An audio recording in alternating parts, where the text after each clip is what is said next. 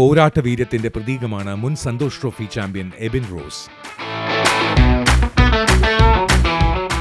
ബാല്യത്തിൽ വീട്ടിൽ കസേര ചേർത്ത് വെച്ച് ടെന്നീസ് ബോൾ തട്ടി സ്വയം പ്രാക്ടീസ് ചെയ്തു തുടങ്ങിയ ഈ പ്രതിഭ പ്രതിസന്ധികളോട് പോരാടിയാണ് ഓരോ നേട്ടവും കൈവരിച്ചത്. ഞാൻ വളർന്നു വന്നത് വിഴിഞ്ഞം എന്ന സ്ഥലത്താണ്. അവിടെ അന്ന് ഫുട്ബോൾ ഗ്രൗണ്ടോ സാഹചര്യങ്ങളോ ഒന്നുമില്ലായിരുന്നു. അപ്പോൾ ആ സാഹചര്യത്തിൽ നിന്ന് തന്നെ ശരിക്കും പറഞ്ഞാൽ കളിക്കാൻ കൂട്ടുകാരെ ഓരോ വീട്ടിൽ രാവിലെ പോയി എഴുന്നേറ്റ് രാവിലെ പോയി വിളിച്ചുകൊണ്ട് വന്ന് ഒരു ബോൾ തന്നെ ഒരു വർഷമൊക്കെയാണ് തുന്നിക്കെട്ടി തയ്ച്ച് ഇട്ട് കളിക്കുന്നത്. അതുപോലെ തന്നെ ഒരു ബൂട്ട് തന്നെ ഒരു വർഷം. അന്ന് അത്രത്തോളം ഒരു ഫുട്ബോളിനൊരു എന്താ പറയുക ഒരു ഫ്രണ്ട്ലി ആയിട്ടുള്ള അറ്റ്മോസ്ഫിയർ അല്ലായിരുന്നു ഞാൻ വളർന്നത്. അവിടെ അങ്ങനെ സ്പോർട്സിന് വലിയ പ്രാധാന്യം ഉണ്ടായിരുന്നില്ല. പക്ഷെ ഞാൻ ഒരു കളിക്കാരനായതിനു ശേഷം തീർച്ചയായിട്ടും ഇന്ന് നിരവധി കളിക്കാർ അവിടെ നിന്ന് ഉയർന്നു വരുന്നത് വളരെ സന്തോഷകരമായ ഒരു കാര്യമാണ്. അപ്പോൾ ശരിക്കും ഒരു കോച്ച് എന്ന് പറയുന്നത് എന്താ പറയുക, എൻ്റെ അച്ഛൻ പട്ടാളക്കാരനായിരുന്നു. അതുകൊണ്ട് തന്നെ ഒരുപാട് ലിമിറ്റേഷൻസ് ഉണ്ടായിരുന്നു വീട്ടിൽ നിന്ന് പുറത്തിറങ്ങാൻ. അപ്പം 2 ചെവിരിൻ്റെയും ഇപ്പുറത്തെ കസേര തിരിച്ചു വെച്ചുകൊണ്ട് 2 ഗോൾ പോസ്റ്റ് വെച്ചുകൊണ്ട് ചെവിരിൽ തട്ടി പാസ് ചെയ്ത് കളിച്ചിട്ടാണ് ശരിക്കും പറഞ്ഞാൽ കൂടുതൽ ഞാൻ കളി പഠിച്ചത്. അതും ടെന്നീസ് ബോളിന്. അങ്ങനെയാണ് ശരിക്കും കളി പഠിച്ചത്. പിന്നെ തീർച്ചയായിട്ടും ഗുരുക്കന്മാരോട് കടപ്പാടുണ്ട്. കളിച്ചു വളർന്ന കാലഘട്ടത്തിൽ Xavier sir, Suguna sir, Najeeb sir, Varghese sir, അങ്ങനെ നിരവധി കോച്ചുമാർ. പിന്നെ വന്നപ്പോഴത്തേക്കും നമ്മളെ ഹയർ ലെവല് ഇപ്പോഴത്തെ ബിനോയ് ജോർജ് കോച്ച് അടക്കമുള്ള ആൾക്കാർ, പീതാംബര സാറ്, അങ്ങനെ എണ്ണാവുന്ന നിരവധി നമ്മുടെ എന്താ പറയുക ശ്രീധരൻ സാർ അടക്കമുള്ള നിരവധി കോച്ചുമാരെ പ്രൊഫഷണലായിട്ടും അമച്വറായിട്ടും ഡിപ്പാർട്ട്മെന്റ് ടീമിൽ ഞാൻ പരിശീലിക്കാൻ, ജാഫർ സാറ്, ഇവരെയൊക്കെ ഒരിക്കലും മറക്കാൻ കഴിയില്ല. പക്ഷേ കളി പഠിച്ചത് ഞാൻ ഈ ചെവരിൽ തട്ടി വാൾ പാസ് കളിച്ച് കസേരയ്ക്കിടയിൽ ഗോൾ അടിച്ച് ആ ഗോളുകൾ അങ്ങനെ ഗോൾ സ്കോർ ചെയ്തുകൊണ്ട് തന്നെയാണ് എനിക്ക് നിരവധി ഗോളുകൾ സ്കോർ ചെയ്യാൻ പറ്റും. അത് ആത്മാഭിമാനത്തോടെ പറയാൻ കഴിയും. ഈ പറയുന്ന പോലെ കളിച്ചു തുടങ്ങുന്ന കാലഘട്ടത്തിന് ഏതൊരു സപ്പോർട്ടും ഇല്ലാതെ വളർന്നു വന്നതുകൊണ്ട് തന്നെ ആ ഒരു പോരാട്ട വീര്യം തന്നെയാണ് എന്നെ സന്തോഷം ടീമിൽ എത്തിക്കുന്നതും. ഞാൻ നിരവധി തവണ ക്ലബ് ചാമ്പ്യൻഷിപ്പ് ടോപ്പ് സ്കോർ ആയിരുന്നു, ട്രിവാൻഡ്രം ലീഗ് ടോപ്പ് സ്കോർ ആയിരുന്നു. അങ്ങനെ നിരവധി ഗോളുകൾ സ്കോർ ചെയ്ത് ടൈറ്റാനിയത്തിന് വേണ്ടി ഓൾ ഇന്ത്യ ടൂർണമെന്റ് നിരവധി ടൂർണമെന്റ് സ്കോർ ചെയ്തിട്ടുണ്ടായിരുന്നു. പക്ഷേ എന്നിട്ടും എനിക്കൊരു സന്തോഷ് ട്രോഫി അകന്നു. അതിനൊരു കാരണം ശരിക്കും എനിക്ക് പറ്റിയ ഒരു ആക്സിഡന്റ് ആയിരുന്നു. എനിക്ക് ഹെഡ് ഇഞ്ചുറി പറ്റി ഞാൻ കോമ സ്റ്റേജിൽ പോയിട്ടുണ്ടായിരുന്നു. ആ സമയത്ത് ശരിക്കും എനിക്ക് ടീമിൽ വരാനുള്ള സാഹചര്യം, ആ സമയത്ത് പീക്ക് ഫോമിലായിരിക്കുന്ന സമയത്ത് ഇങ്ങനെ ഒരു ഇഞ്ചുറി പറ്റി. ഹെഡ് ഇഞ്ചുറി വന്നതിന് ശേഷം ശരിക്കും കോമയിലായിപ്പോയി. കോമയിലായതിനു ശേഷം മെഡിക്കൽ കോളേജിലെ ഡോക്ടർമാർ വിധി എഴുതി ഇതിന് കളിക്കാൻ സാധിക്കില്ല എന്നാണ്. എസ്പെഷ്യലി ഹെഡ് ചെയ്ത് കഴിഞ്ഞാൽ ഇനി ഒരിക്കലും ആ ഒരു ഫിറ്റ്സ് എന്ന് പറയുന്ന അസുഖം സ്ഥിരമായിട്ട് ഉണ്ടാവുകയും എൻ്റെ ആരോഗ്യത്തെ ബാധിക്കുകയും അത് കളിക്കാൻ സാധിക്കില്ല എന്നുള്ളൊരു ഡോക്ടർമാർ വിധി എഴുതിയെങ്കിലും എൻ്റെ തീരുമാനം മറിച്ചായിരുന്നു. ഹോസ്പിറ്റലിൽ നിന്ന് 3 മാസം കഴിഞ്ഞ് ഇറങ്ങി അതിൻ്റെ 2ാമത്തെ ആഴ്ച മുതൽ തന്നെ പ്രാക്ടീസ് ചെയ്തു. അതുപോലെ ഹെഡ് ചെയ്ത് വരുന്നിടത്ത് എനിക്ക് തോന്നുന്നു ഏറ്റവും കൂടുതൽ ഗോൾ സ്കോർ ചെയ്തുള്ളത്, മനോഹരമായ ഗോളുകൾ സ്കോർ ചെയ്ത ഹെഡിങ്ങിന്, ഡൈവിങ് ഹെഡിങ് ആയിരുന്നാലും അങ്ങനെ ആ ഒരു ആത്മവിശ്വാസം എൻ്റെ ജീവിതത്തിൽ ഇന്ന് വരെ ഒരു കോച്ചായിട്ടും എനിക്കത് തുടരാൻ സാധിക്കുന്നുണ്ട്. ആ സമയത്ത് എനിക്ക് നഷ്ടപ്പെട്ട വർഷങ്ങൾ തന്നെയാണ് എനിക്ക് സന്തോഷ് ട്രോഫിയിൽ നല്ലൊരു പെർഫോമൻസിന് സാധിച്ചില്ല. പക്ഷേ ദൈവം എനിക്ക് അർഹതപ്പെട്ടതെന്ന് ഞാനൊരു സന്തോഷ് ട്രോഫി ജേതാവായി. ഇന്ന് അവിടെ നിന്ന് ഞാനൊരു സന്തോഷ് ട്രോഫി കളിക്കില്ല എന്ന് പറഞ്ഞ സ്ഥലത്ത് നിന്ന് ഞാനൊന്ന് സന്തോഷ് ട്രോഫിയുടെ ഒരു സഹപരിശീലകനായിട്ട് ഉയർന്നപ്പോൾ ഞാൻ ഒരുപാട് ഹാർഡ് വർക്ക് ചെയ്തിട്ടുണ്ട്. തീർച്ചയായിട്ടും അത് യുവ കളിക്കാരിലേക്ക് പകർന്നു നൽകാൻ, ആ പോരാട്ടവരും പകർന്നു നൽകി മുന്നോട്ട് പോകണമെന്ന് വളരെയധികം ആഗ്രഹിക്കുന്ന ഒരു വ്യക്തിയാണ്. ആദ്യ സെലക്ഷൻ ട്രയൽസിൽ സ്വന്തം കഴിവിന്റെ ബലത്തിൽ ഇടം നേടി ഫുട്ബോൾ കരിയർ തുടങ്ങിയ എബിൻ നേടിയ നേട്ടങ്ങൾ നിരവധിയാണ്. ഞാൻ പറഞ്ഞല്ലോ, ഞാനൊരു ഫുട്ബോൾ ബാക്ക്ഗ്രൗണ്ട് ഉള്ള ഒരു സ്ഥലത്ത് നല്ല വരുന്നത്. അപ്പോൾ ഒരു സെലക്ഷൻ ട്രയൽസിന് ആദ്യമായിട്ട് ഞാൻ പോകുന്ന ഒരു അണ്ടർ 16 ട്രയൽസിനാണ്. ഇവിടെ സ്കൂൾ ടീമിന്റെ സെലക്ഷനൊക്കെ പോകുമ്പം ബൂട്ടില്ലാത്തതുകൊണ്ട് ട്രയൽസിന് പോലും ഇറക്കാതെ, കാരണം അച്ഛനൊരു പട്ടാളക്കാരനായതുകൊണ്ട് തന്നെ ഞാൻ എഡ്യൂക്കേഷനിൽ കൂടുതൽ പ്രാധാന്യം, വേറെ ഒന്നും കൊണ്ടല്ല, എൻ്റെ അച്ഛനെ എന്നെ SI ആക്കണം എന്നുള്ള ആഗ്രഹമായിരുന്നു. ഞാൻ അത്യാവശ്യം പഠിക്കുമായിരുന്നു. ഇപ്പം കാരണം നമ്മൾ പറഞ്ഞല്ലോ SSLCക്ക് പണ്ടൊക്കെ ഫസ്റ്റ് ക്ലാസ് എന്ന് പറയുന്നത് നമ്മുടെ കാലഘട്ടത്തിൽ അതൊരു വലിയൊരു സംഭവമാണ്. അപ്പോൾ അങ്ങനെ ഒരു 4 പേരിൽ ഒരാൾ ഞാനുമായിരുന്നു. അതുകൊണ്ട് തന്നെ അച്ഛന് കൂടുതലും എഡ്യൂക്കേഷൻ മേഖലയിൽ ഞാൻ സല്യൂട്ട് അടിക്കുക, എൻ്റെ മകൻ ആരെയും സല്യൂട്ട് അടിക്കരുത് എന്നുള്ളൊരു ഇതുണ്ടായിരുന്നു. അതുകൊണ്ട് തന്നെ കളിയെ അധികം സപ്പോർട്ട് ചെയ്യില്ല. പിന്നെ എൻ്റെ നാട്ടിൽ ഞാൻ നേരത്തെ പറഞ്ഞില്ല, ഫുട്ബോൾ ഇല്ലായിരുന്നു. അവിടുന്ന് സെലക്ഷൻ ട്രയൽസിന് പോകുമ്പോൾ സെലക്ഷൻ ട്രയൽസിന് പോകുന്നത് അവർ ജീവിരാജിലെ സ്പോർട്സ് സ്കൂളിലേക്ക് കളിക്കാരുണ്ട്, നമുക്കൊന്നും സെലക്ഷൻ കിട്ടില്ല, വലിയ ദൂര വെട്ടുകാടൊക്കെയുള്ള അന്ന് ഫുട്ബോൾ ആ മേഖലയിൽ മാത്രമേ ഉണ്ടായിരുന്നു. അപ്പം അങ്ങനെ പറഞ്ഞപ്പോഴത്തേക്കും എൻ്റെ മനസ്സിലൊരു ആഗ്രഹം വന്നു, എന്തായാലും സെലക്ഷൻ ഇറങ്ങണം. അപ്പോൾ സെലക്ഷൻ കിട്ടിയില്ലെങ്കിൽ നാണക്കേടുമാണ്. അപ്പം ഇവരറിയാതെ രഹസ്യമായിട്ട് ഞാൻ പോയി ഫോർവേഡ് കളിക്കുന്നത്, ഞാൻ അവിടെ പോയി ഡിഫൻസ് കളിച്ചു. ജീവിതത്തിൽ മറക്കാൻ പറ്റാത്തൊരു അനുഭവം എന്ന് പറഞ്ഞാൽ, ശരിക്കും പറഞ്ഞു കഴിഞ്ഞാൽ നമ്മൾ പലപ്പോഴും പല കുട്ടികളും പറയുന്നത് കേട്ടിട്ടുണ്ട്, എനിക്ക് റെക്കമെൻഡേഷൻ ഇല്ല, എനിക്ക് അവിടെ നിന്ന് സപ്പോർട്ടില്ല, ഇവിടെ നിന്ന് സപ്പോർട്ടില്ല, അതുകൊണ്ടാണ് ഞാൻ കളിക്കാരനകത്ത് പറയുന്ന നിരവധി കളിക്കാരെ കണ്ടു. ഞാനും ചിലപ്പോൾ അങ്ങനെയൊക്കെ പറഞ്ഞു പോയത്. പക്ഷേ എനിക്ക് അങ്ങനെ ഒരു അനുഭവം ഉണ്ടായിട്ടില്ല. എനിക്ക് ആരും സപ്പോർട്ടിലായിരുന്നിട്ട് പോലും ഞാൻ അവിടെ പോയി പെർഫോമൻസ് ചെയ്തു. ആ ടീം ഫൈനലിൽ വന്നപ്പോഴത്തേക്കും 3 പൊസിഷനിൽ എന്നെ കോച്ച് കളിപ്പിച്ചു. ആദ്യം ഡിഫൻഡർ കളിപ്പിച്ചു, എൻ്റെ അറ്റാക്കിങ്ങിൽ കണ്ടിട്ട് മിഡ്ഫീൽഡാക്കി, ഫൈനലി ഞാൻ സ്ട്രൈക്കർ വരെ കളിച്ചു. അപ്പം ഞാൻ പറഞ്ഞില്ല, അതുകൊണ്ട് തന്നെ ഞാൻ ഇന്നും എൻ്റെ കളിക്കാരോട് പറയുന്ന ഒരു വാക്കുണ്ട്, നമ്മൾ പന്തിന്റെ പിറകെ ഓടിയ പന്ത് നമുക്കെല്ലാം തരും. നമ്മൾ ആരുടെയും വീട്ടിൽ പോയി കാല് പിടിക്കേണ്ട കാര്യമില്ല. അതൊരു കോച്ചായിട്ടായിരുന്നാലും ഒരു പ്ലെയർ ആയിരുന്നാലും ഞാൻ അത് ഇന്നും പാലിക്കുന്നുണ്ട്. എൻ്റെ കളിക്കാരെയും ഞാൻ അത് തന്നെ പഠിപ്പിക്കാൻ ശ്രമിക്കുന്നു. അതുകൊണ്ട് തന്നെ പറഞ്ഞത്, എനിക്ക് അന്ന് കിട്ടിയ ആ സെലക്ഷൻ ആ ജീവിതത്തിലെ മറക്കാം. അതിനോടൊപ്പം തന്നെ സീനിയർ ഡിസ്ട്രിക്ട് ഞാൻ ഒരിക്കലും മറക്കാൻ കഴിയാത്ത ഒരു മനുഷ്യൻ ആന്റണി സാർ, മരിച്ചുപോയ ആന്റണി സാർ, ട്രിവാൻഡ്രം ജില്ലാ ഫുട്ബോൾ അസോസിയേഷൻ ട്രഷറായിരുന്നു. അപ്പൊ അദ്ദേഹത്തിന്റെ ടീമിന് വേണ്ടി ഞാൻ ട്രിവാൻഡ്രം ലീഗ് സി ഡിവിഷനാണ്, ആ ഡിവിഷൻ ലീഗ് കളിക്കുമ്പോൾ പറഞ്ഞ പോലെ ഞാൻ സ്ട്രൈക്കറായിരുന്നു. ശരിക്കും നല്ല ആ ടീം വിൻ ചെയ്തു. ആദ്യമായിട്ടാണ് സാറിന്റെ ടീം ഒരു കളി വിൻ ചെയ്യുന്നത്. അങ്ങനെ ആ ടീം ലീഗ് തന്നെ വിൻ ചെയ്തു. പക്ഷെ അതുകൊണ്ട് സാർ എന്നോട് ക്രൂരത കാണിച്ചെന്ന് പറഞ്ഞാൽ, നീ സീനിയർ ട്രയൽസിന് ഇറങ്ങണമെന്ന് പറഞ്ഞു. എൻ്റെ 18ാമത്തെ വയസ്സിൽ ഞാൻ സീനിയർ തിരുവനന്തപുരം ജില്ലാ ടീമിന് ഇറങ്ങുകയാണ്, സെലക്ഷൻ ഇറങ്ങണം. അന്നത്തെ ആലോചിക്കുക, Kerala police, AGs, titanium, SBT ഒക്കെ സ്റ്റാർട്ടിങ്ങിലേ ഉള്ളു. ആ സമയത്ത് KSCB പോലുള്ള വൻ ടീമുകൾക്കിടയിൽ ഒരു ആകപ്പാടെ ഒരു ജൂനിയർ ഡിസ്ട്രിക്ട് കളിച്ച ഒരു പ്ലെയർ പോയിട്ട് എന്ത് ചെയ്യാനാ? അപ്പൊ സാർ എൻ്റെ അടുത്ത് നിന്റെ മുട്ടുകാൽ തല്ലി പിടിക്കും, നീ സെലക്ഷൻ അറിയില്ല, നീ കോളേജിൽ പഠിക്കാൻ പോകും എന്നൊക്കെ പറഞ്ഞ് അങ്ങനെ പേടിപ്പിച്ചിട്ടാണ് എന്നെ സെലക്ഷൻ ഇറങ്ങുന്നത്. ഞാൻ സാറിനെ പറയാം, നമ്മളെ മനസ്സിൽ കണ്ട് ചീത്തയൊക്കെ പറഞ്ഞിട്ടാണ് ഈ സാറിന് വേറെ പണിയില്ല എന്ന് പറഞ്ഞ് ഞാൻ സെലക്ഷൻ ഇറങ്ങി. സത്യം പറഞ്ഞു എൻ്റെ ജീവിതത്തിലെ ഏറ്റവും വലിയ കോൺഫിഡൻസ് അന്ന് എനിക്ക് പലപ്പോഴും എനിക്ക് തന്നെ അത്ഭുതം തോന്നി. കാരണം എനിക്ക് സെലക്ഷൻ കിട്ടിയെന്ന് മാത്രമല്ല, അന്ന് ട്രിവാൻഡ്രം ജില്ല സീനിയർ ജില്ലാ ടീം തിരുവല്ലയിൽ വെച്ച് നടക്കുന്ന ആ ടൂർണമെന്റിൽ ഒരു ഗോള് പോലും വാങ്ങിക്കാതെ ടീം വിൻ ചെയ്തു. അത് ഞാൻ നേരത്തെ പറഞ്ഞില്ല, ഫോർവേഡ് കളിക്കുന്ന ഞാൻ പോയി ലെഫ്റ്റ് ബാക്കാണ് കളിച്ചത്, ഫുൾ ടൈം കളിക്കാൻ പറ്റി. അപ്പൊ ഒരു ഗോള് പോലും വാങ്ങിച്ചില്ല എന്ന് പറയുമ്പോൾ തന്നെ നമുക്കറിയാലോ ആ ഒരു ഇത്. അന്ന് എനിക്ക് തോന്നുന്നു പത്തനംതിട്ട അന്ന് VP ഷാജി, ഇന്റർനാഷണൽ പ്ലേയേഴ്സ് അടക്കം നിരവധി ഇന്റർനാഷണൽ പ്ലേയേഴ്സ് കളിക്കുന്ന ഒരു ടീമാണ്. അപ്പൊ അവിടെയൊക്കെ വെച്ച് ആ ചാമ്പ്യൻസ് ആയി എന്നുള്ള ഒരു കോൺഫിഡൻസ്, അവിടെ നിന്നാണ് എനിക്ക് ടൈറ്റനിൽ ജോലി കിട്ടുന്നതും. അതിനു മുമ്പേ SBTയിൽ 6 മാസം കോൺട്രാക്റ്റിലുണ്ടായിരുന്നു. അപ്പോഴൊക്കെ SBTയിൽ കോൺട്രാക്ട് ചെയ്യുന്ന സമയത്താണ് നജീബ് സാർ എല്ലാ പോസ്റ്റിലും എന്നെ കളിപ്പിച്ചു. ഇതൊക്കെയാണ് എൻ്റെ ഫുട്ബോളിലെ മറക്കാനാവാത്ത അനുഭവം. അത് കുറച്ച് ത്രില്ലിംഗ് തന്നെയായിരുന്നു. ഞാൻ എൻജോയ് ചെയ്ത് ശരിക്കും പറയാം ഡിഫൻഡർ കളിക്കുമ്പോൾ. എൻ്റെ കളിയുടെ അവസാന കാലഘട്ടങ്ങളിലാണ്, അതായത് ഞാൻ വിവാഹ കേരളയിൽ പോയതിനു ശേഷം ഒരു പൂർണ്ണമായിട്ടും ഡിഫൻഡറായിട്ട് മാറിയത്. അതും ഞാൻ നേരത്തെ പറഞ്ഞ പോലെ സ്ട്രൈക്കർമാര്, വിദേശ സ്ട്രൈക്കർമാർ വന്നു. ഡ്യൂറൻ കപ്പിൽ ഞാൻ സ്ട്രൈക്കർ കളിച്ചെങ്കിലും വിദേശ സ്ട്രൈക്കർമാർ, കാര്യം അന്ന് വളരെ ഹൈലി കോമ്പറ്റീറ്റീവ് ആണ് ഐ ലീഗ് എന്ന് പറയുന്നത്. ഇന്നാണല്ലോ ISL വന്നത്, അതിന് മുമ്പ് ഐ ലീഗ് ആയിരുന്നു ടോപ്പ്.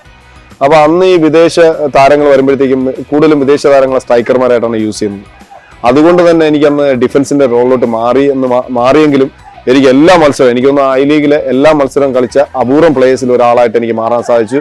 ഈസ്റ്റ് ബംഗാളിനെതിരെ മനോഹരമായ ഒരു ഗോളും ലോങ് റേഞ്ചിലൂടെ നേടാൻ സാധിച്ചു. അപ്പൊ ഈ പറയുന്ന പോലെ ഞാൻ എൻജോയ് ചെയ്ത് കളിച്ചത് ശരിക്കും പറഞ്ഞ ഡിഫൻഡറായിട്ടാണ്. കാരണം ബോൾ വിൻ ചെയ്ത്, ആരും ബോൾ തന്നില്ലെങ്കിലും നമുക്ക് ആ ബോൾ വിൻ ചെയ്ത് നമ്മുടേതായ ഒരു ഇത് കാണും. പക്ഷെ അറ്റാക്കിങ് കളിക്കുമ്പോൾ കുഴപ്പമെന്ന് പറഞ്ഞു കഴിഞ്ഞാൽ, നമ്മൾ കൃത്യമായിട്ട് റൺ ചെയ്യുമ്പോൾ ആ ബോൾ ആ പൊസിഷനിൽ എത്തിയില്ലെങ്കിൽ നമ്മൾ ആ ഒരു എഫർട്ട് വേസ്റ്റ്. കാര്യം ബോൾ കടന്നു വരണം. അപ്പൊ അത് ഭയങ്കര റിസ്ക്കുമാണ്. പക്ഷെ നിരവധി ഗോളുകൾ ടൈറ്റൻസിന് വേണ്ടി സ്കോർ ചെയ്യാൻ സാധിച്ചത്. ഒരിക്കൽ നമ്മുടെ all India state club championship best പ്ലെയറും ടോപ്പ് സ്കോർ ആകാൻ സാധിച്ചിട്ടുണ്ട് NA ഡേവിഡ്. അത് മറക്കാൻ വിഭാഗങ്ങളെ തോപ്പിച്ചിട്ടാണ് ആ ഒരു പ്രകടനമാണ് എനിക്ക് ശരിക്കും. ആ 5 മാച്ചിൽ 11 ഗോളാണ് സ്കോർ ചെയ്തത്. ആ ഒരു പ്രകടനമാണ് എനിക്ക് ഐ ലീഗിലേക്ക് വഴി തുറക്കുകയും, ഐ ലീഗിൽ ഞാൻ പോയിട്ടാണ് ആദ്യം സ്ട്രൈക്കർ കളിച്ചിരുന്നത്, പിന്നെ ഡിഫൻസ് കളിച്ചത്. അപ്പം 2 പൊസിഷൻ ശരിക്കും പറഞ്ഞാൽ എൻജോയ് ചെയ്ത് കളിച്ചത്. അതായത് ഒരു റിസ്ക് ഇല്ല. അതായത് എനിക്ക് എന്ന് പറയാൻ, ഞാൻ ഫിസിക്ക് യൂസ് ചെയ്ത് കളിക്കുന്ന ഒരു പ്ലെയറാണ്. എൻ്റെ റീച്ചും പരമാവധി ഉപയോഗിച്ചുകൊണ്ട്, എൻ്റെ ഹൈറ്റും വെയിറ്റും പരമാവധി ഉപയോഗിച്ചുകൊണ്ട് കളിക്കുന്ന ഒരു കളിക്കാരനായതുകൊണ്ട് തന്നെ എനിക്ക് ഡിഫൻസിൽ നല്ല രീതിയിൽ പെർഫോമൻസ് ചെയ്യാൻ, ഞാൻ അവസാന മാച്ച് വരെ ഫുൾ ടൈം കളിക്കാൻ, ഞാൻ കളി നിർത്തുന്നതിന് തൊട്ട് മുമ്പ് വരെയും ഫുൾ ടൈം കളിക്കാൻ സാധിച്ചിട്ടുണ്ട്. അത് ഡിഫൻഡർ ആയതുകൊണ്ട് മാത്രമാണ്. അത് ഈ സ്ട്രൈക്കർ, നമുക്കറിയാം സ്ട്രൈക്കർ കളിക്കുന്ന ഒരു പ്ലെയറിന് നമുക്കൊരു ഐഡിയ ഉണ്ടോ, ഈ സ്ട്രൈക്കർ ഇങ്ങോട്ടാണ് മൂവ് ചെയ്യുക, നമുക്കൊരു ജഡ്ജ് ചെയ്യാൻ പറ്റും നേരത്തെ ആ ബോൾ എവിടെയാണ് വരുന്നത്. അത് നമ്മൾ മൈൻഡ് റീഡ് ചെയ്യാൻ പറ്റും, ബോളിന്റെ ആ ഗതി മനസ്സിലാക്കാൻ പറ്റും, നമ്മുടെ ആ സ്ട്രൈക്കർ ഓടുന്ന പൊസിഷൻ മനസ്സിലാക്കാൻ. അതെനിക്ക് ഡിഫൻഡറായിട്ട് പെർഫോമൻസ് ചെയ്യാൻ ഒരുപാട് ഉപകരിച്ചിട്ടുണ്ടായിരുന്നു. കായിക വിദ്യാഭ്യാസത്തിലൂടെ സമഗ്ര വളർച്ച എന്ന വലിയ ലക്ഷ്യത്തോടെയാണ് എബിൻ കോവളം FC സ്ഥാപിച്ചത്. ഒട്ടേറെ നല്ല വ്യക്തികളുടെ സഹകരണത്തോടെ അന്താരാഷ്ട്ര നിലവാരമുള്ള യുവ ഫുട്ബോളേഴ്സിനെ വാർത്തെടുക്കുകയാണ് എബിൻ ഇപ്പോൾ. ഖത്തറിലെ വേൾഡ് കപ്പ് നടക്കുമ്പോൾ യാദൃച്ഛികമായിട്ടാണ് എനിക്കിങ്ങനെ ജോസഫ് എന്ന് പറയുന്ന ഒരു സുഹൃത്താണ്, ഇപ്പൊ KSL നടത്തുന്ന ജോസഫ്, അദ്ദേഹം വഴിയാണ് എനിക്കിങ്ങനെ ഒരു സാധ്യത ഉണ്ട്. എബിൻ ഇക്കാര്യം എനിക്ക് ചാനല് 2006 വേൾഡ് കപ്പ് ഇറ്റലി നേടുമെന്ന് പ്രവചിച്ചുകൊണ്ടാണ് ഞാൻ ഈ ശരിക്കും കമന്ററിയിലോട്ട് വരുന്നത്. അന്ന് കൈരളി ചാനല് ഫുട്ബോളിന് വേണ്ടി സ്പെഷ്യൽ ഒരു എഡിഷൻ തന്നെ വെച്ച് എല്ലാ കളിയുടെ മുമ്പ് ചർച്ച വയ്ക്കുമായിരുന്നു. അപ്പോൾ ശരിക്കും അന്ന് മരിച്ചുപോയ സുദർശൻ സാറിനെ എനിക്ക് ഒരിക്കലും മറക്കാൻ കഴിയില്ല. അദ്ദേഹം എന്നെ ധൈര്യം തന്നുകൊണ്ട് നിനക്ക് സംസാരിക്കാൻ സാധിക്കും, നീ ഫുട്ബോളിനെ കുറിച്ച്, ഞാൻ അത്യാവശ്യം എഴുതുകയൊക്കെ ചെയ്യുമായിരുന്നു, പത്രത്തിൽ ഫുട്ബോളുകളെ കുറിച്ച് എഴുതുകയൊക്കെ ചെയ്യുമായിരുന്നു. അപ്പോൾ അത് ആ ഒരു കോൺഫിഡൻസ് എനിക്ക് തന്നുകൊണ്ട് അതിൽ കൊണ്ടുവരികയും അതിനോടൊപ്പം തന്നെ ഇറ്റാലിയൻ ടീമിനെ ഒരിക്കലും എല്ലാവരും ബ്രസീൽ, അർജന്റീന, സ്പെയിൻ ഇതുപോലുള്ള ടീമുകളുടെ പിറകെ പോയപ്പോൾ ഞാൻ ഇറ്റാലിയൻ ടീം ജയിക്കും അതെന്തുകൊണ്ടാണെന്ന് കൃത്യമായിട്ട് പറഞ്ഞതുകൊണ്ടാണ് എനിക്ക് കമന്റേറ്ററായിട്ട് ഒരു കോൺഫിഡൻസ്, അതായത് ചാനലിൽ മാച്ച് അനലൈസ് ചെയ്യും. പിന്നെ ഞാൻ എല്ലാ കളിയും നന്നായിട്ട് കാണുകയും 90 മിനിറ്റ് അതിനെക്കുറിച്ച് അനലൈസ് ചെയ്യാനുള്ളൊരു സ്വാഭാവികമായിട്ട്, ഞാൻ പറഞ്ഞ ഒരു കളിക്കാരനായിട്ട് ഒന്നുമില്ലാത്ത മേഖലയിൽ നിന്ന് വന്നത് അതേ ഒരു ഇതോടുകൂടിയാണ് സ്വന്തമായിട്ട് മാച്ച് അനലൈസ് ചെയ്യാൻ, അതിനെക്കുറിച്ച് കൃത്യമായി നല്ല കളിക്കാരാണ്, അവരുടെ സ്ട്രെങ്ത് എന്താണ്, വീക്ക്നെസ് എന്താണ്, ഇതൊക്കെ പഠിക്കാൻ ഞാൻ ചെറുതിലെ തന്നെ ശ്രമിച്ചിരുന്നു. അത് ശരിക്കും ആ ഒരു കോൺഫിഡൻസ് ഇങ്ങനെ ഖത്തർ വേൾഡ് കപ്പിന്റെ കമന്റേറ്റേഴ്സിന് ചാൻസ് ഉണ്ടെന്ന് പറഞ്ഞാൽ ആദ്യം എക്സൈറ്റ്മെന്റ് ആയിരുന്നു, പക്ഷെ കിട്ടുമെന്നൊരു ഉറപ്പില്ലായിരുന്നു. പക്ഷെ അവരൊരു ഡെമോൺസ്ട്രേഷൻ ബോംബെയിൽ ഇരുന്നുകൊണ്ട്, ഇവിടെ ഇന്ന് ഇന്റർനെറ്റിന്റെ കാലമാണല്ലോ, അതുകൊണ്ട് തന്നെ അവർ അവിടെ ഇരുന്നുകൊണ്ട് എനിക്കൊരു വീഡിയോ അയച്ചു തരും, എന്നെയും മറ്റൊരു സുഹൃത്ത് അജുവിനെയുമായി ഒരു ലിങ്ക് ചെയ്തുകൊണ്ട് ഒരു കമന്ററി പറയാൻ അവസരം. അന്ന് ഞാൻ ഇതുപോലെ ഒരുപാട് സംസാരിക്കുന്നുണ്ട് തന്നെ ഞാൻ എക്സ്പെർട്ട് കമന്റേറ്റർ ഗ്രൂപ്പിലാണ് ഉൾപ്പെടുന്നത്. ഈ കമന്റേറ്ററെ പോലെ സംസാരിക്കുകയും ദൈവാനുഗ്രഹിച്ച് എനിക്ക് അവസരം കിട്ടുകയും ഞാൻ അതിൽ നന്നായിട്ട് പെർഫോമൻസ് ചെയ്തു. അതുകൊണ്ട് തന്നെയാണ് എനിക്ക് ISL വഴി തുറന്നതും. തീർച്ചയായിട്ടും അതൊരു എന്താ പറയാ, ഞാൻ പറഞ്ഞല്ലോ, ഞാൻ കളിക്കാരനായിരിക്കുമ്പോൾ പന്തിന്റെ പിറകെയാണ് ഓടിയത്. ഇന്നത്തെ താരങ്ങളെ ഞാൻ ഇന്നത്തെ ജനറേഷനെ പറയുന്നില്ല, ഇന്നത്തെ കളിക്കാരെ പൈസ അല്ലെങ്കിൽ പേര് അല്ലെങ്കിൽ ഡിപ്പാർട്ട്മെന്റിൽ ജോലി എന്നൊക്കെ പോകുമ്പോൾ അന്നും ഇന്നും പന്തിന് പിറകെ ഓടുന്നു. അതുകൊണ്ട് തന്നെ പന്തുകളിയെ കുറിച്ച് പറയുമ്പോൾ ആ സാഹചര്യത്തിനനുസരിച്ച് എനിക്ക് കമന്റേറ്ററായിട്ടും എക്സ്പെർട്ട് കമന്റേറ്ററായിട്ടും ഒക്കെ ആ ഒരു ട്രാൻസിഷൻ വളരെ മനോഹരമായി തന്നെ ചെയ്യാൻ പറ്റുന്നെന്ന് ഞാൻ വിശ്വസിക്കുന്നു. നിങ്ങൾ കാണുക, എന്നെ അനലൈസ് ചെയ്യുക. യൂറോ കപ്പിലും വേൾഡ് കപ്പും അല്ലെങ്കിൽ ഇതൊക്കെ കണ്ടിട്ട് കളി വളർന്നുകൊണ്ട് തന്നെ ഫിസിക്ക് അധികം യൂസ് ചെയ്ത് കളിക്കുന്ന ഒരു സ്ട്രൈക്കറാണ്. അതെല്ലാം ബോക്സിനകത്ത് എങ്ങനെയെങ്കിലും ഗോൾ അടിക്കുക എന്നുള്ളതുകൊണ്ട് തന്നെ തലയാണോ കാലാണോ ബൈസിക്കിളാണോ സൈഡ് വോളിയാണോ അക്രമരി, ഇതെല്ലാം ഞാൻ പരിശീലിക്കുമായിരുന്നു. അത് ഒക്കെ തന്നെ കളിക്കളത്തിൽ കൊണ്ടുവരാൻ സാധിച്ചു. പിന്നെ അന്നൊക്കെ തന്നെ നമ്മളെ മർഡോണ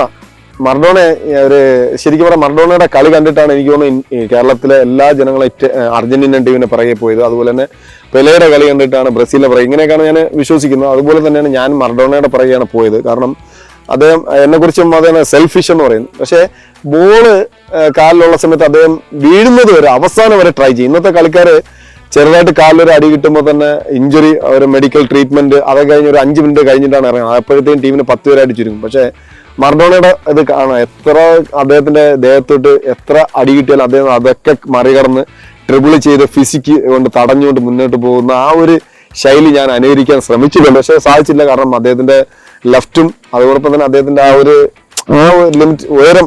പക്ഷെ അതിന് പകരം ഞാൻ എന്താ പറയാ, എനിക്ക് അത് കാലഘട്ടത്താണ് ക്ലിൻസ്മാൻ, റൂഡി വോളർ, ജർമ്മൻ സ്ട്രൈക്കർ, ഇവർ 3 പേര് കളിക്കുന്നത് അനുകരിക്കാൻ ശ്രമിച്ചിട്ടുണ്ട്. ചിലപ്പോഴൊക്കെ ഗോൾ സ്കോർ ചെയ്യാൻ സാധിച്ചിട്ടുണ്ട്. എല്ലാ സക്സസ് ആയിട്ടില്ല, ശ്രമിച്ചിട്ടുണ്ട്. പക്ഷെ നമുക്കറിയാലോ, നമുക്ക് അന്നത്തെ കാലഘട്ടത്ത് നമ്മളന്ന് പറഞ്ഞാൽ വിശ്വസിക്കും ഇന്നത്തെ കളിക്കാർക്ക് അത് അത്ഭുതമായിട്ട് തോന്നാം, അല്ലെങ്കിൽ തള്ളായിട്ട് തോന്നാം, നമ്മുടെ ലോക്കൽ ലാംഗ്വേജിൽ പറഞ്ഞ. കാരണം കരിങ്കൽ കോറി, നമ്മുടെ വെള്ളാറിലെ കരിങ്കൽ കോറിയിലാണ് ഞാൻ ഏറ്റവും കൂടുതൽ ഗോൾ അടിച്ചിട്ടുള്ള ടൂർണമെന്റ്. കാര്യം അതിനൊരു ടാറിട്ട റോഡും പോകുന്നുണ്ട്. അപ്പോൾ ബസ് വരുമ്പോൾ കളി നിർത്തും, പിന്നെയും അങ്ങ് ടൂർണമെന്റ് തുടങ്ങും. അങ്ങനെയൊക്കെയുള്ള സാഹചര്യത്തിൽ കളിച്ച് വളർന്നുകൊണ്ട് തന്നെ ശരീരം നോക്കാറില്ല. അത് ഞാൻ നേരത്തെ പറഞ്ഞത്, ആ ഒരു ശരീരം നോക്കാത്തതുകൊണ്ട് തന്നെ നിരവധി ഗോളുകൾ സ്കോർ ചെയ്യാൻ സാധിച്ചു. അതുകൊണ്ട് തന്നെ അന്ന് പത്രക്കാർ എഴുതുമ്പോഴായിരുന്നു യൂറോപ്യൻ ശൈലിയിൽ കളിക്കുന്ന, ഫിസിക്ക് ബേസിച്ച് കളിക്കുന്ന ഒരു പ്ലെയറാണ് എബിൻ എന്ന് പറഞ്ഞിട്ടുണ്ട്. എനിക്കും അത് തോന്നിയിട്ടുണ്ട്. മറ്റുള്ളവർക്ക് അതെങ്ങനെയാണെന്ന് അറിയില്ല. ഞാൻ വളരെ ടാലന്റ് ആയിട്ടുള്ള, സ്കിൽഫുൾ ആയിട്ടുള്ള കളിക്കാരനായിരുന്നല്ലോ. പക്ഷെ ഗ്രൗണ്ടിനകത്ത് വളരെ ഹാർഡ് വർക്ക് ചെയ്ത, പന്തിനെ പിറകെ എന്തും സമർപ്പിക്കുന്ന ഒരു കളിക്കാരനായിരുന്നു. അതാണ് എൻ്റെ ഹൈലൈറ്റ്. ഇപ്പോഴും നമ്മുടെ എഡ്യൂക്കേഷൻ എന്ന് പറയുന്നത് ഈ 4 ചുവരിനടുത്തേക്ക് കുട്ടികളെ ഇരുത്തിയിട്ടുള്ള ക്രിയേറ്റിവിറ്റി ഇല്ലാത്ത എഡ്യൂക്കേഷനാണ്. ഇവർ കാണാതെ നമ്മളിപ്പോൾ തന്നെ ഇവിടെ കണ്ടാലറിയാം, കുട്ടികൾ അവർക്കൊരു പ്രശ്നം വരുമ്പോൾ ആ സാഹചര്യത്തിനെ ഓവർകം ചെയ്യാനുള്ള കഴിവില്ലായ്മ, അവർക്ക് സ്വന്തമായിട്ട് എന്തെങ്കിലും, അതായത് നമ്മൾ ഗൈഡ് ചെയ്യണം, എല്ലാ കാര്യത്തിനും ഗൈഡ് ചെയ്യണം. അപ്പൊ ഈ വിദ്യാഭ്യാസത്തിനൊപ്പം തന്നെ കായികത്തിന്റെ പ്രാധാന്യം മനസ്സിലാക്കുന്നത് കൊണ്ടാണ് ഇന്ത്യ എന്ന രാജ്യം വികസിത രാജ്യമാണെന്ന് ഞാൻ ശക്തമായിട്ട് വിശ്വസിക്കുന്നു. കാര്യം ക്രിയേറ്റിവിറ്റി ഇല്ലാത്ത വെറും കുറെ റോബോട്ടുകളെ, പഠിക്കാൻ മാത്രം കഴിയുന്ന കുറെ റോബോട്ടുകളാണ് ഇന്നത്തെ വിദ്യാഭ്യാസം നമുക്ക് തരുന്നത്. ഫുട്ബോളിനുള്ള ഏറ്റവും വലിയ ഗുണമെന്ന് പറഞ്ഞാൽ ടെക്നിക്കൽ, ടാക്ടിക്കൽ, ഫിസിക്കൽ, മെന്റൽ എന്നുള്ള ഈ 4 കാര്യം. നമ്മൾ പറഞ്ഞ പോലെ ആദ്യ കാലഘട്ടത്തിൽ നമ്മൾ കുറച്ചുകൂടെ മലയാളത്തിൽ പറയാം, നമ്മുടെ ഭാഷയിൽ പറയുകയാണെങ്കിൽ നമ്മൾ ആദ്യ കാലങ്ങളിൽ ഫുട്ബോൾ കളി കാലുകൊണ്ട് കളിക്കുന്നതാണ്. പക്ഷെ നമ്മളെ കോച്ചുമാർ പറയും ഹൃദയം കൊണ്ട് കളിക്കണം എന്ന് പറയും. കാലായി ഹൃദയമായി. പക്ഷെ ഇപ്പോഴും പറയുന്ന ബ്രെയിൻ കൊണ്ട് കളിക്കുന്നത്, തലച്ചോറ് ഉപയോഗിച്ച് കളിക്കുന്നത്, ഇതിന് എല്ലാത്തിനും അവസരമുള്ളൊരു മേഖലയാണ് ഫുട്ബോൾ കളി. കാര്യം നമ്മൾ ട്രെയിൻ ചെയ്യിപ്പിച്ചാലും ഈ 90 മിനിറ്റ് ക്വിക്ക് ഡിസിഷൻ മേക്കിംഗ് അല്ല, ക്വിക്ക് ഡിസിഷൻ മേക്കിംഗ് ആണ്. ഈ ക്വിക്ക് ഡിസിഷൻ അവൻ എടുക്കണമെങ്കിൽ അവനെ നമ്മൾ ട്രെയിൻ ചെയ്തിരിക്കണം. ഗ്രൗണ്ടിനകത്ത് കയറിയാൽ അവൻ എടുക്കുന്ന തീരുമാനങ്ങൾ കൃത്യമായിരിക്കണം. ആ തീരുമാനങ്ങളാണ് അവന് റിസൾട്ട് ഉണ്ടാക്കുന്നത്. ആ ഏറ്റവും നല്ല തീരുമാനം എടുക്കുന്ന ഏറ്റവും എടുക്കാനായിട്ടുള്ള കളിക്കാരൻ ആ സാഹചര്യത്തിനനുസരിച്ച്. പക്ഷെ നമ്മുടെ എഡ്യൂക്കേഷൻ അതില്ല. കാണാതെ പഠിക്കുക, കാണാതെ എഴുതുക, നമുക്ക് ഒരിക്കലും ചിന്തിക്കാനുള്ള അവർ പറഞ്ഞത് നമ്മൾ പഠിക്കുന്നു. അപ്പം ഒരിക്കലും നമ്മുടെ വിദ്യാഭ്യാസം, കായിക വിദ്യാഭ്യാസത്തിന്റെ ഇമ്പോർട്ടൻസ് അവിടെയാണ്. പക്ഷെ എന്തുകൊണ്ടെന്ന് അറിയില്ല, പലപ്പോഴും കായിക വിദ്യാഭ്യാസത്തിന്റെ ഇമ്പോർട്ടൻസ് പ്രസംഗിക്കുന്നു, അല്ലെങ്കിൽ അവിടെ നമ്മൾ ഉടനെ ചെയ്യുമെന്ന് പറയുന്ന നല്ല ഇതൊന്നുമില്ല. പക്ഷെ ഏറ്റവും നല്ല എഡ്യൂക്കേഷനാണ് ഫുട്ബോൾ. ലോകത്തിന്റെ എവിടെ ഫുട്ബോൾ കളി നടന്നാലും നമ്മളെ പ്രത്യേകിച്ച് കേരളക്കാര് ഹൃദയം കൊണ്ടാണ് ഫുട്ബോൾ ഏറ്റെടുത്തത്. കാരണം ലോകത്ത് ഏത് രാജ്യത്തിൽ നല്ല കളി നടന്നാലും നമ്മളെ സപ്പോർട്ട് ചെയ്യും. നമ്മുടെ രാജ്യമില്ല, വേൾഡ് കപ്പിൽ നമ്മുടെ രാജ്യമില്ല, യൂറോ കപ്പിൽ നമ്മുടെ രാജ്യമില്ല, ഏഷ്യ കപ്പിൽ പോലും എന്തിനും നമ്മുടെ രാജ്യമില്ല. പക്ഷെ അവിടെയൊക്കെ മറ്റു രാജ്യങ്ങളുടെ കൊടി പിടിച്ചുകൊണ്ട് നമ്മൾ അതിനെ ഹൃദയത്തിലേറ്റിയവരാണ്.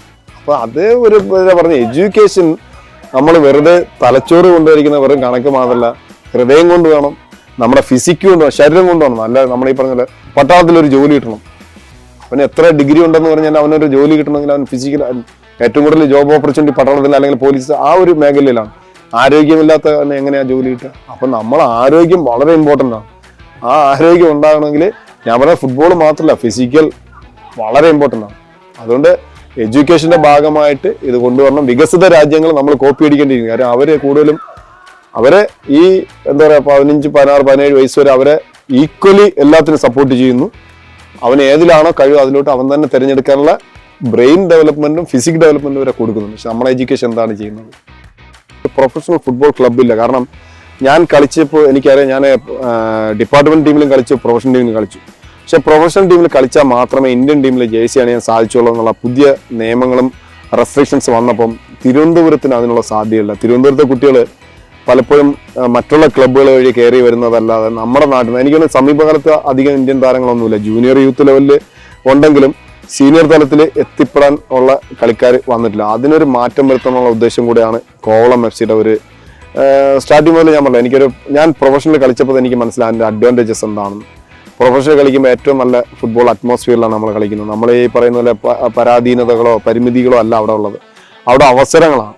അപ്പൊ ഈ ചെറിയ കുഗ്രാമത്തിൽ നിന്ന് പന്തുകളി ഇല്ലാത്ത സ്ഥലത്ത് എനിക്ക് ബൈച്ചും പൂട്ടിയും ജോപ്പോളഞ്ചേരിയും IM വിജയൻ ഇവരെ പോലെ ഉള്ളവരോടൊപ്പവും വിദേശ താരങ്ങൾക്കൊപ്പം കളിക്കാൻ അവസരം തന്ന പ്രൊഫഷണൽ ഫുട്ബോളാണ്. അപ്പൊ ആ ക്വാളിറ്റിയും ആ അറ്റ്മോസ്ഫിയറും ജീവിത സൗകര്യങ്ങളും എല്ലാം വന്നപ്പോഴത്തേക്കും അത് നമ്മുടെ കുട്ടികൾക്ക് പകർന്നു കൊടുക്കുക എന്നുള്ള ആവശ്യമായിരുന്നു. അപ്പം മലപ്പുറത്തും തൃശ്ശൂരും കോഴിക്കോടും ഒക്കെ കളിക്കാരുള്ളപ്പോൾ തന്നെ നമുക്ക് പല മേഖലകളിലും തിരുവനന്തപുരത്തിനെ കുറിച്ച് വളരെ തള്ളിപ്പറയുന്ന ഒരു കാലഘട്ടം. ഒരു പരിധിക്കപ്പുറം വളരാത്ത കളിക്കാർ, അതായത് ഡിപ്പാർട്ട്മെന്റ് ടീമുകൾക്ക് അപ്പുറം കളിക്കാർ വളരാത്ത ഒരു സാഹചര്യമാണ് തിരുവനന്തപുരത്ത് ഉണ്ടായിരുന്നത്. പക്ഷെ അതൊന്നൊരു മാറ്റം വരുത്താനാണ് കോവളം FC വഴി ഞാൻ ശ്രമിച്ചത്. അതിലും എനിക്കൊരു വലിയ ലക്ഷ്യമുള്ളത് എല്ലാം മലയാളി താരങ്ങൾ പ്ലസ് വിദേശ താരങ്ങൾ ഉൾപ്പെട്ടൊരു ടീം. അല്ലാതെ നമുക്ക് ഈ മണിപ്പൂരും നോർത്ത് ഈസ്റ്റും മറ്റുള്ള അന്യ സ്റ്റേറ്റിലെ കളിക്കാരെയും വെച്ചുകൊണ്ട് ടീം ഉണ്ടാക്കുന്നതിനുപരിയായിട്ട് ഇന്നും ആ സ്വപ്നവുമായിട്ട് ഞാൻ മുന്നോട്ട് പോകുന്നു. ഒരുപാട് പ്രതിസന്ധികളും പ്രതിബന്ധങ്ങളും ഉണ്ടെങ്കിലും ഞാൻ ഇപ്പോഴും വിശ്വസിക്കുന്നു കോവളം FC എന്ന ടീം I ലീഗ് കളിക്കും അല്ലെങ്കിൽ ISL എത്തുമെന്ന് ഞാൻ ഇന്നും വിശ്വസിക്കുന്നു. കാരണം ഇതിനു മുമ്പേ കേരള പ്രീമിയർ ലീഗിലാണ് ടോപ്പ് ടയർ ഇപ്പോഴും ഒഫീഷ്യൽ ലീഗ് എന്ന് പറഞ്ഞാൽ അവിടെ കളിക്കുന്ന ഏക എറണാകുളത്തിന് താഴെ സൗത്തിലുള്ള ഏക ടീം എന്ന് പറയുന്നത് കോവളം FC മാത്രമാണ്. ഇതിനു മുമ്പ് 2 ടീമുകൾ കോർപ്പറേറ്റ് എൻട്രി വഴി ട്രിവാൻഡ്രത്തിന് വന്നെങ്കിലും അവർക്കാർക്കും അവിടെ പിടിച്ചു നിൽക്കാൻ പോലും സാധിക്കാത്ത സ്ഥലത്താണ് നമ്മൾ സെമി ഫൈനൽ വരെ എത്തുകയും അതും അണ്ടർ 21 അല്ലെങ്കിൽ ജൂനിയർ യൂത്ത് താരങ്ങൾ വെച്ചിട്ടാണ് നമ്മൾ കളിക്കുന്നത്. അവിടെ കുറച്ച് സീനിയർ താരങ്ങളെ അക്കോമഡേറ്റ് ചെയ്യാൻ സാധിക്കുന്ന തരത്തിലുള്ള ഒരു ഫണ്ട് ലഭ്യമാകുകയാണെങ്കിൽ തീർച്ചയായിട്ടും കോവളം FC-ക്ക് കേരള പ്രീമിയർ ലീഗ് വിൻ ചെയ്യാൻ സാധിക്കും. അവിടെ നിന്ന് സെക്കൻഡ് ഡിവിഷൻ ഐ ലീഗ് അതുവഴി ISL എത്താൻ ഉറപ്പായിട്ട് സാധിക്കും. പ്രത്യേകിച്ച് മാത്യു സാറിനെ പോലെയുള്ള ചന്ദ്രഹാസ് സാറിനെ പോലുള്ള ഒക്കെ ബാലഗോപാൽ സാറിനെ പോലുള്ള അവരുടെയൊക്കെ അനുഗ്രഹം ഉള്ളത് കൊണ്ട് തന്നെയാണ് ആ ലക്ഷ്യത്തിലേക്ക് എത്തും എന്ന് തന്നെയാണ് ഞാൻ ഇപ്പോഴും വിശ്വസിക്കുന്നത്. മെൻസ് ടീം ഏഷ്യ കപ്പിന് പോലും ക്വാളിഫൈ ചെയ്യാൻ സ്ട്രഗിൾ ചെയ്യുന്ന ഒരു കാലഘട്ടത്തിൽ ഇന്ന് പ്രത്യേകിച്ചും ഇന്ത്യയുടെ വനിതാ ടീം 50 റാങ്കിങ്ങിലാണ്. അപ്പോൾ തീർച്ചയായിട്ടും വനിതാ ടീം എന്ന് പറയുന്നത് വളരെ ഇമ്പോർട്ടൻ്റ് ആണ്. പക്ഷെ നമ്മൾ ഏറ്റവും കൂടുതൽ കെയർ ചെയ്ത് കഴിഞ്ഞാൽ റിസൾട്ട് ഉറപ്പാണ്. അവർ നാളെ നേരത്തെ പറഞ്ഞതുപോലെ സമീപകാലത്ത് തന്നെ വനിതാ ടീം വേൾഡ് കപ്പ് കളിക്കാൻ യോഗ്യത നേടുക എന്നുള്ളതൊരു വിദൂര സാധ്യത അല്ല, വളരെ അധികം സാധ്യതയുള്ള. അതുകൊണ്ട് തന്നെ നമ്മൾ ആ ഫുട്ബോളിന് അവർക്ക് വേണ്ടി കൂടുതൽ പ്രാധാന്യം കൊടുത്തുകൊണ്ട് ഇന്നത്തെ അറ്റ്മോസ്ഫിയർ മാറി, പഴയതുപോലെ അല്ല. ഇന്ന് സങ്കുചിതമായി ചിന്തിക്കുന്ന ആൾക്കാരെക്കാൾ ഉപരി കൂടുതൽ വനിതാ താരങ്ങൾ ഇത് വരുന്നത് തന്നെ നമുക്ക് ഏറെ പ്രതീക്ഷ നൽകുന്നു. വനിതാ ടീം ഞാൻ പറഞ്ഞ പോലെ വേൾഡ് കപ്പ് ക്വാളിഫൈ എന്ന കാലഘട്ടത്തിലേക്ക് പോയിക്കൊണ്ടിരിക്കുകയാണ്. അത് എത്രയും പെട്ടെന്ന് സാധ്യമാകും. അത് ഇന്ത്യൻ ഫുട്ബോളിൽ തന്നെ ഒരു വിപ്ലവവും പ്രതീക്ഷയായിട്ട് മാറും. കോളേജ് ഇവിടെ പ്രവർത്തനം ആരംഭിച്ചിട്ട് 5-ാമത്തെ വർഷം അല്ലെങ്കിൽ 6-ാമത്തെ വർഷമാണ് ഏകദേശം. ആ ഒരു പീരീഡിനുള്ളിൽ നമ്മൾ അതിനു മുമ്പേ മറ്റൊരു സ്ഥലത്ത് വളരെ ഫ്രീ ഓഫ് കോസ്റ്റിൽ എടുത്ത പ്ലേയേഴ്സ് ഒക്കെ വിവിധ ക്ലബ്ബുകളിൽ കളിക്കുന്നുണ്ട്. അത് കൊമ്പൻസിൽ മുതൽ ബ്ലാസ്റ്റേഴ്സിൽ വരെ കളിക്കുന്നുണ്ട്. കേരള ബ്ലാസ്റ്റേഴ്സിൽ കളിച്ച ബിജോയ് അടക്കമുള്ള കളിക്കാർ കോവളം എഫ്സിന്ന് കളിച്ച് തെളിഞ്ഞ ആൾക്കാരാണ്. സന്തോഷ് ട്രോഫി വിൻ ചെയ്ത സജിത് പോലോസ്, നിരവധി കളിക്കാർ സന്തോഷ് ട്രോഫി ക്യാമ്പിലും ടീമുകളിലും, നമ്മുടെ കേരള ടീമിൽ മാത്രമല്ല തമിഴ്നാട് സർവീസസ്, പോണ്ടിച്ചേരി ടീമുകളിലൊക്കെ സന്തോഷ് ട്രോഫി ടീമിൽ വന്നിട്ടുണ്ട്. പക്ഷേ നമ്മൾ പറഞ്ഞ പോലെ നമ്മുടെ ക്ലബ്ബ് പലപ്പോഴും ഇവരെ അധികം മാർക്കറ്റ് ചെയ്യാറില്ല. കാരണം അവരവരെ പ്രാദേശികമായ ആൾക്കാർ തന്നെ അത് പ്രൊമോട്ട് ചെയ്യുന്നുണ്ട്. പലപ്പോഴും അതിന്റെ ക്രെഡിറ്റ് കോളേജിക്ക് കിട്ടാതെ പോകുന്നുള്ള ഒരു വാസ്തവമാണ്. എന്നിരുന്നാൽ പോലും നമ്മൾ വളരെ സീനിയർ ഇന്ത്യൻ ക്യാമ്പിൽ വരെ കളിക്കാരെ എത്തിക്കാൻ സാധിച്ചു. ജൂനിയർ ഇന്ത്യൻ ക്യാമ്പിൽ കളിക്കാരുണ്ടായിരുന്നു. അപ്പോൾ സന്തോഷ് ട്രോഫി നേടിയ കളിക്കാരുണ്ടായിരുന്നു. ഇപ്പോഴും നിരവധി കളിക്കാർ പ്രൊഫഷണൽ തലത്തിലും അമച്ചർ തലത്തിലും ഒക്കെ കളിക്കുന്നുണ്ട്. അപ്പോൾ തീർച്ചയായിട്ടും ഈ പറയുന്ന വളരെ ബാക്ക്ഗ്രൗണ്ടിൽ വരുന്ന കുട്ടികളാണ് നമ്മൾ പ്രൊമോട്ട് ചെയ്യുന്നത്. സാധാരണ മറ്റുള്ള ടീമുകളെ പോലെ കളി ജയിക്കാൻ മികച്ച കളിക്കാർക്ക് കാശ് കൊടുത്ത് കൊണ്ടുവരുന്ന ഒരു എന്താ പറയാ ഒരു സിസ്റ്റം അല്ല നമ്മുടെ സിസ്റ്റം. നമ്മുടെ ഈ കളിക്കാരെ ഗ്രാസ് റൂട്ട് തലത്തിൽ തന്നെ ഉയർത്തി ഹയർ ലെവലിൽ എത്തിക്കുക എന്നുള്ളതാണ്. പലപ്പോഴും നമുക്ക് ആ നഷ്ടപ്പെടുന്നതെന്ന് പറഞ്ഞു കഴിഞ്ഞാൽ നമ്മൾ പലപ്പോഴും കപ്പ് നേടാൻ കഴിയുന്ന തരത്തിലുള്ള താരങ്ങൾ തന്നെ ഈ ടീമിലുണ്ട്. പക്ഷെ ഒരു ടീമിനെ ഫുള്ളായിട്ട് അതുപോലെ മെയിൻറ്റെയിൻസ് ആയി ഇവരുടെ പ്രായം പല മാച്ചുകളും നമ്മൾ നിർണായകമായ ഈ ഫിസിക്കിന്റെ അഡ്വാൻറ്റേജ്. ഇപ്പൊ നമ്മൾ അറിയാലോ, നമ്മൾ കളിക്കുന്നത് ഏറ്റവും ടോപ്പ് ടയർ ലീഗിലാണ്. കേരള പ്രീമിയർ ലീഗാണ് ഏറ്റവും ടോപ്പ് ടയർ. ആ ലീഗിൽ കേരള പോലീസിനെയും KACB പോലുള്ള ഇന്ത്യൻ ഇന്റർനാഷണൽ അടക്കമുള്ള കളിക്കാരുള്ള ടീമൊക്കെ ഒപ്പമാണ് പോരാടുന്നത്. പലപ്പോഴും നേരിയ വ്യത്യാസത്തിലാണ് നമ്മൾ പരാജയപ്പെട്ടു പോകുന്നത്. അവിടെയൊക്കെ നമുക്ക് വരുന്നത് ലാഗ് ചെയ്യുന്ന ഫിസിക്കിന്റെ ഒരു പ്രോബ്ലമാണ്. കാര്യം നമ്മളൊക്കെ കഴിഞ്ഞ വർഷം കളിച്ച എല്ലാം അണ്ടർ 23 പ്ലേയേഴ്സ് അല്ലെങ്കിൽ 18 ഇയേഴ്സ് ഓൾഡ് കളിക്കാർ വരെ കേരള പ്രീമിയർ ലീഗ് കളിപ്പിക്കുന്നുണ്ട് നമ്മൾ. അപ്പോൾ ഇവർക്ക് ആ ഒരു ഫിസിക്കും കുറച്ചുകൂടെ എക്സ്പീരിയൻസ് ആയിട്ട് കളിക്കാരുണ്ടെങ്കിൽ കപ്പ് വിൻ ചെയ്യാൻ സാധിക്കും. അതിനോടൊപ്പം തന്നെ കൂടുതൽ കളിക്കാരെ വിവിധ ഡിപ്പാർട്ട്മെന്റിലും പ്രൊഫഷണൽ ടീമുകളിൽ എത്തിക്കാൻ സാധിക്കും. അതാണ് കോളേജിന്റെ ആ ഒരു, ഞാൻ നേരത്തെ പറഞ്ഞില്ല, നമ്മുടെ ഗ്രാസ് റൂട്ട് തന്നെയാണ് കോളേജിന്റെ സ്ട്രെങ്ത്. പിന്നെ ഇതിനൊക്കെ ശരിക്കും പറഞ്ഞാൽ സാലി മാഡത്തിന് നമുക്ക് മറക്കാൻ കഴിയില്ല. മരിച്ചുപോയ സാലി മാഡം, മാത്യു സാറിന്റെ വൈഫ്, അവരും മാത്യു സാറും ഒക്കെ അവർ മക്കളെ പോലെയാണ് നമ്മുടെ ആ കുട്ടികളെ കണ്ടിരുന്നത്. അതിന്റെ അഡ്വാൻറ്റേജും കെയറും തീർച്ചയായിട്ടും ഈ കുട്ടികളുടെ വളർച്ചയിൽ വളരെ നിർണായകമായ ഒരു പങ്ക് വഹിച്ചിട്ടുണ്ട്. കറന്റ് KSL തന്നെ നമ്മുടെ 10ഓളം കളിക്കാരുണ്ട്. വിവിധ ടീമുകളിലായിട്ട് 10ഓളം കളിക്കാരുണ്ട്. പക്ഷെ എടുത്തു പറയാന്നുള്ളത്, നമുക്കിപ്പോൾ നമ്മുടെ ടീമിൽ ഇപ്പോൾ കണ്ടിന്യൂസ് കളിച്ചുകൊണ്ടിരിക്കുന്ന കളിക്കാരെ നമുക്ക് പറയുകയാണെങ്കിൽ കൊമ്പൻസിന് 4 പേര്, ഷാഫി, മനോജ്, അക്ഷയ്, ഫെമിൻ, ഗോൾ കീപ്പർ ഫെമിൻ അടക്കം. പിന്നെ അതുപോലെ തന്നെ തൃശ്ശൂർ മാജിക് FCയിലെ ജിത്തു റോബിയാണ് നമ്മുടെ കഴിഞ്ഞ വർഷത്തെ കോളേജിലെ ക്യാപ്റ്റൻ ജിത്തു റോബി. പിന്നെ എറണാകുളത്തെ ഫോഴ്സ കൊച്ചിയിൽ കളിക്കാറുണ്ട്. അങ്ങനെ നിരവധി കളിക്കാർ, അല്ലനും ജസീലും അങ്ങനെയുള്ള കളിക്കാരുണ്ട്. അതൊക്കെ KSL നമ്മുടെ റെപ്രസെൻറ്റേറ്റീവ് ആണ്. നേരത്തെ ബ്ലാസ്റ്റേഴ്സിന് കളിച്ച ബിജോയ് അടക്കമുള്ള കളിക്കാരുണ്ട്. പിന്നെ സർവീസസ് ടീമിൽ കളിക്കുന്ന നിരവധി കളിക്കാരുണ്ട്. നമുക്ക് എടുത്തു പറയുകയാണെങ്കിൽ ഏകദേശം എല്ലാ ഡിപ്പാർട്ട്മെന്റ് ടീമിലും ഇന്ത്യയിലെ വിവിധ ക്ലബ്ബുകളിലും കോളേജിലെ കളിക്കാരുണ്ട്. ഇപ്പോൾ ഏറ്റവും സന്തോഷകരമായ ഒരു കാര്യം, ഇത്തവണത്തെ സന്തോഷ് ട്രോഫിയുടെ സെലക്ടറായിട്ട് പോയപ്പോൾ ശരിക്കും പറഞ്ഞാൽ ഞാൻ എക്സൈറ്റഡ് ആയിപ്പോയി. കാരണം 14 ജില്ലയിൽ 11 ജില്ലകളിലും കോളം എഫ്സിയുടെ താരങ്ങൾ ഉണ്ടായിരുന്നു എന്നുള്ളത് ശരിക്കും പറഞ്ഞാൽ ആ ഒരു ത്രില്ലിംഗ് മൊമെന്റ് ആയിരുന്നു. അതൊരിക്കലും എന്താ പറയുക നിർവചിക്കാൻ പറ്റില്ല. കാര്യം നമ്മൾ ഇട്ട എഫർട്ട് എത്രത്തോളം എഫക്റ്റീവ് ആയിരുന്നു, നമ്മൾ കണ്ടെത്തിയ കളിക്കാർ എത്രത്തോളം മിടുക്കന്മാരായിരുന്നു എന്നുള്ളതാണ്. 11 ജില്ലകളിലും ഈ 14 ജില്ല 11 ജില്ലകളിലും കോളം എഫ്സിയുടെ താരങ്ങളായിരുന്നു. ഏറ്റവും സന്തോഷകരമായ മുഹൂർത്തം അത് തന്നെയാണ് ഈ പ്രസ്ഥാനത്തിന്റെ, ഈ കോളം എഫ്സിയുടെ ഈ പ്രസ്ഥാനത്തിന്റെ ഏറ്റവും വലിയ വിജയം എന്ന് പറയുന്നത്.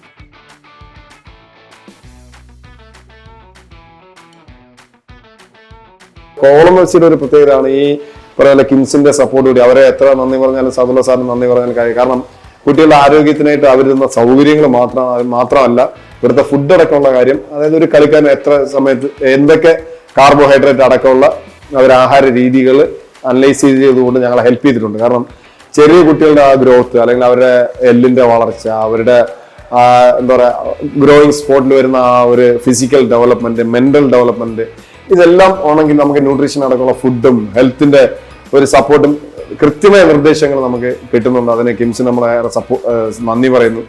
അപ്പൊ ആ ഒരു ലെവലിൽ ആണ് നമ്മളെ കളിക്കാർ, അതായത് ഏത് കുട്ടിക്ക് എത്ര കാർബോഹൈഡ്രേറ്റ് വേണം, അല്ലെങ്കിൽ അത്രത്തോളം അവർക്ക് ആ ഒരു ഹെൽത്ത് വേണം എന്നുള്ളതൊക്കെ കാൽക്കുലേറ്റ് ചെയ്തുകൊണ്ട് നമുക്കൊരു സിസ്റ്റമാറ്റിക്കലി അത്രയും ഒരു ഹയർ ലെവലിൽ പോകാൻ സാധിച്ചില്ലെങ്കിൽ നമുക്കൊരു ബേസിക് ഒക്കെ ഇട്ട് മുന്നോട്ട് പോകാം. അത് ഫ്യൂച്ചറിൽ കൂടുതൽ സൗകര്യങ്ങൾ വരുമ്പോൾ തീർച്ചയായിട്ടും ഈ പറയുന്ന സ്റ്റാമിന പ്രോബ്ലംസ്, നമ്മളെ പറയുന്ന സ്റ്റാമിന പ്രോബ്ലംസ് അടക്കമുള്ള കാര്യങ്ങൾ ഓവർകം ചെയ്യാൻ സാധിക്കും.